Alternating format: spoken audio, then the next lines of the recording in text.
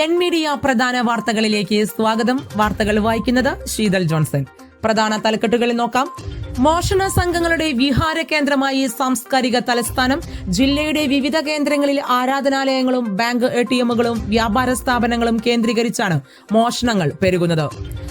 6ാമത് പ്രവീൺ അനുസ്മരണവും പുഷ്പാർച്ചനയും എങ്കക്കാട് പ്രവീൺ സ്ക്വയറിൽ നടന്നു. കോൺഗ്രസ് വടക്കാഞ്ചേരി മണ്ഡലം 34-35 ബൂത്തുകളുടെ സംയുക്ത ആഭിമുഖ്യത്തിലായിരുന്നു ചടങ്ങ്. യൂത്ത് കോൺഗ്രസ് ദേശീയ സെക്രട്ടറി PN വൈശാഖ് അനുസ്മരണ പ്രഭാഷണം നടത്തി.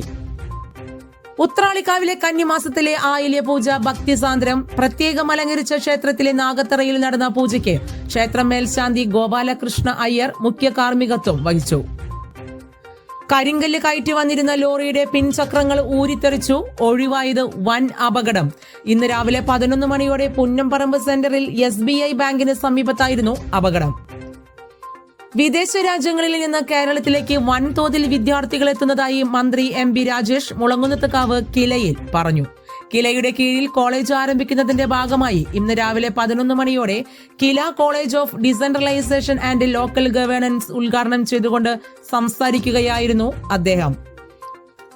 തൃശൂർ കുന്നംകുളം റോഡിലെ മുണ്ടൂരിൽ വെച്ച് ജസ്റ്റിസ് ദേവൻ രാമചന്ദ്രൻ സഞ്ചരിച്ച ഔദ്യോഗിക വാഹനം കുഴിയിൽ വീണ് അപകടത്തിൽപ്പെട്ടു.